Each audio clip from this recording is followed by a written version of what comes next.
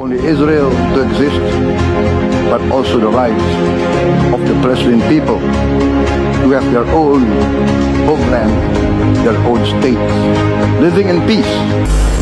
Prabowo Subianto kembali menunjukkan eksistensinya pada pertemuan IISS Shangri-La Dialog beberapa waktu lalu. Pada pertemuan tersebut, Prabowo tentunya mengeluarkan berbagai statement di hadapan para pejabat penting di berbagai negara. Dan tentunya kesempatan tersebut cukup istimewa karena nggak semua pejabat yang menghadiri pertemuan tersebut diundang untuk menyampaikan statementnya. Apalagi pada pertemuan tersebut, sosok Menteri Pertahanan Republik Indonesia tersebut menyinggung beberapa konflik yang terjadi di era sekarang, seperti Israel, Palestina, dan Rusia, Ukraina.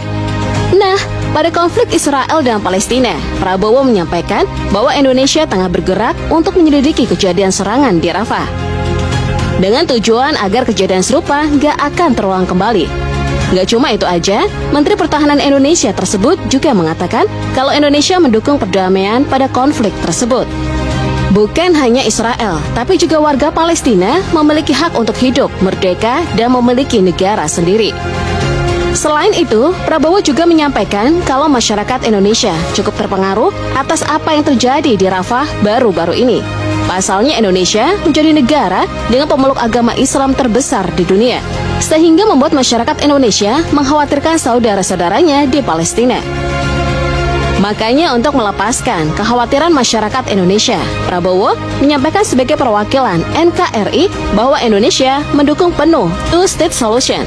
Two-state solution ini tentunya bakal mengusulkan penyelesaian konflik tersebut dengan mendirikan dua negara di bekas Mandaroti, Palestina. Implementasi solusi dua negara akan melibatkan pembentukan negara Palestina yang merdeka berdampingan dengan negara Israel. Dengan begitu, Israel dan Palestina dapat hidup dengan damai. Namun dalam waktu dekat ini, Prabowo berkomitmen bahwa jika PBB meminta, Indonesia akan siap mengerahkan pasukan ke Timur Tengah untuk mempercepat resolusi gencatan senjata. Gak cuma itu aja, Prabowo juga siap untuk mengirimkan tenaga medis untuk merawat seluruh korban perang di Gaza. Bahkan ia mengatakan kalau Indonesia siap mengevakuasi 1.000 warga sipil Palestina yang membutuhkan perawatan khusus rumah sakit di Indonesia. Sedangkan dalam konflik di Eropa Timur yang melibatkan Rusia dan Ukraina, Prabowo juga tentunya menekan perdamaian antara kedua belah pihak. Tuntutan perdamaian yang diucapkan Prabowo tersebut pastinya untuk mengamankan warga sipil Rusia maupun Ukraina.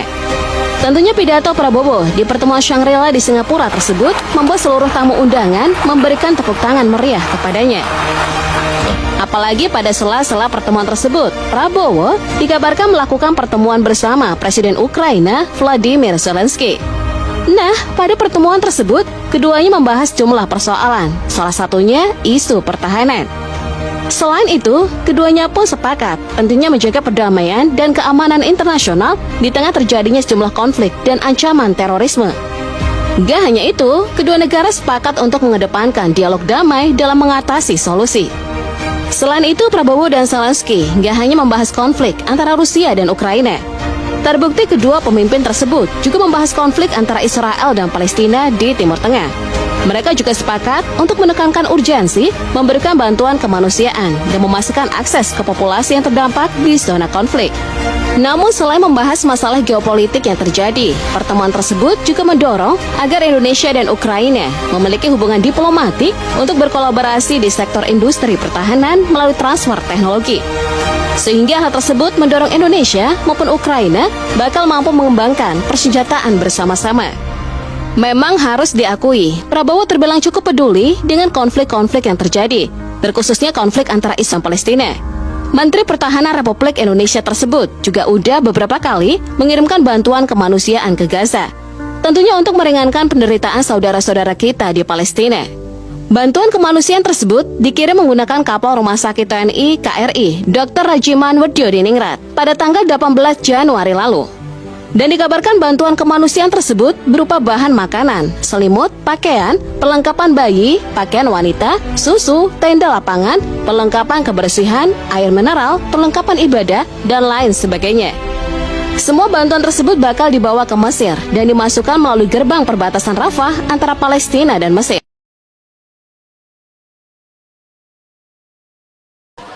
Gemoy. Kamu juga gemoy. Kamu juga gemoy. Kamu juga gemoy.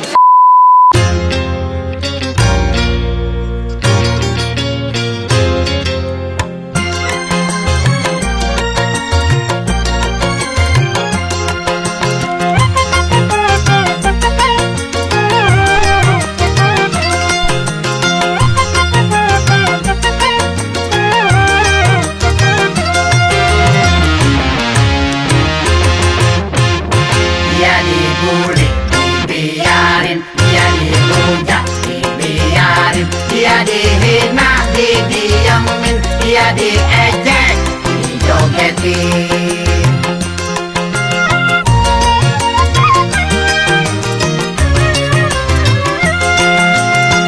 Dia disindir, gak dipikirin, dia difitnah, gak dipikirin, dia dicaci, dia cuekin, dia diledek, gak Kan ada diladenin. bulian-bulian lah.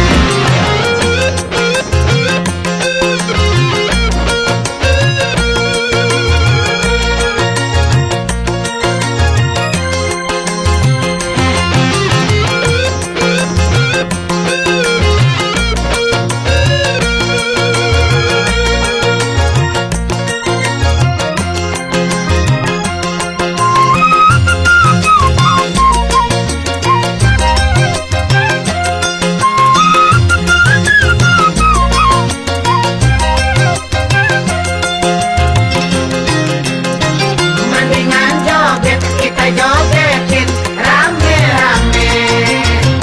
Jangan dengerin yang pada ngoceh. Orang gile.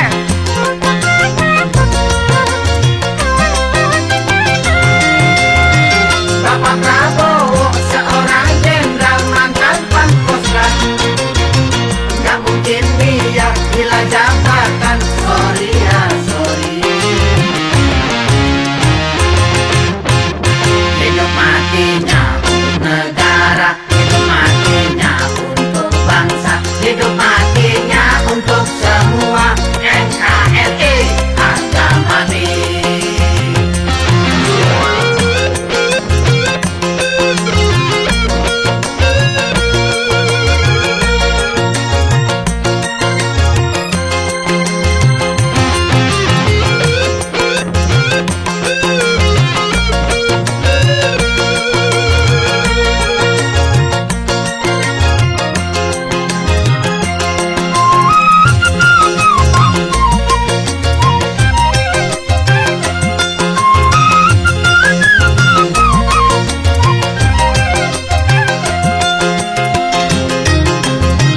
Mendingan joget, kita jogetin rame-rame. Jangan dengerin yang pada ngoceh. Orang gile.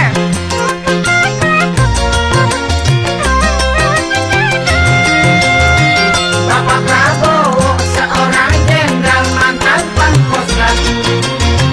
Gak mungkin dia gila jabatan. Sorry ya, sorry. Hidup